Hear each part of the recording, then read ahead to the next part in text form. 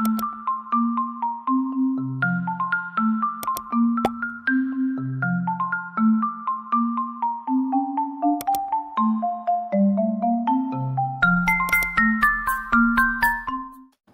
everyone, my name is Catherine Alardo of PSN3B, and today is podcast episode 1 out of 4, and today we'll be talking about the management of fluid imbalances. So this will include hypovolemia as well as hypervolemia. So before we'll talk about the management, let's have some analogies to help better understand these two. So starting off with hypervolemia, we can think of it as the body's plumbing system that is overflowing. So our job as the healthcare professionals for this one is to drain the excess water by restricting the patient's fluid intake, as well as opening the tap through medications like diuretics. And for hypervolemia or fluid deficit, our priority in this one is to have volume replacement to prevent the patient to undergoing hypovolemic shock. And if the patient, however, undergoes through hypovolemic shock, we must always remember the VIP approach, starting off with ventilation, so we must ensure the patient's airway as well as providing oxygenation to maximize that tissue oxygen supply. So the next letter is I, which is infusion. So here nurses will initiate IV fluid resuscitation. This is usually done through isotonic crystalloids such as normal saline solution and lactated ringers. These are the fluids that are used because they are similar in concentration to the blood, so they help stay in the extravascular space initially, and it effectively boosts the patient's volume and perfusion. If the patient is undergoing hemorrhagic shock, we must also administer packed RBCs for blood transfusion.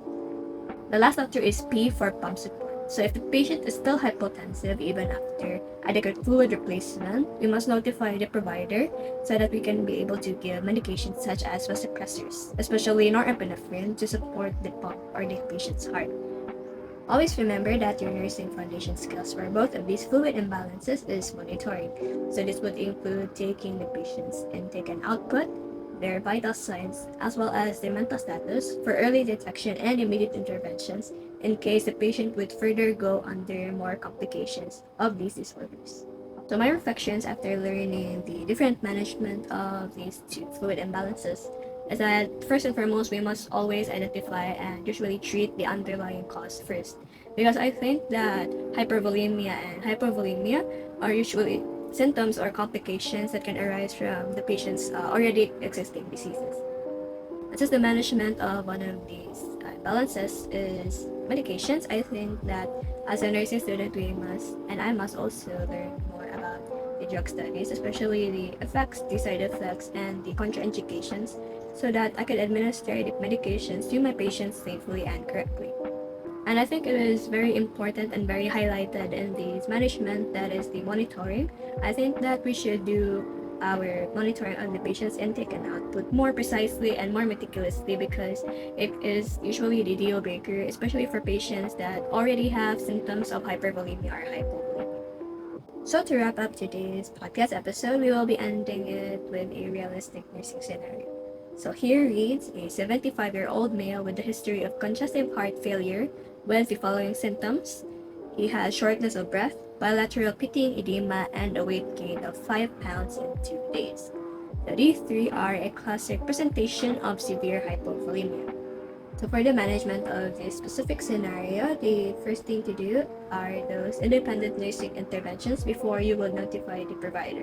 So this would include having fluid restriction and having sodium restriction of the patient.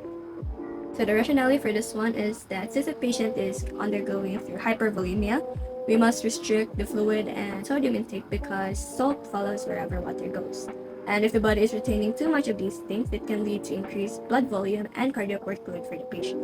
And when the notifier is provided and they can do assessment of the patient, then we can give and administer the ordered medications such as diuretics. This can be loop diuretics such as furosemide. We can also monitor the patient's respiratory status, so we can check closely in case there are signs of acute pulmonary edema, which is another complication for hypervolemia. So here ends today's podcast episode. Once again, this is Catherine Ardo of BSN3B, and hopefully you will check out our second episode, which will be released tomorrow, which is all about the management of electrolyte imbalances. Goodbye, everyone!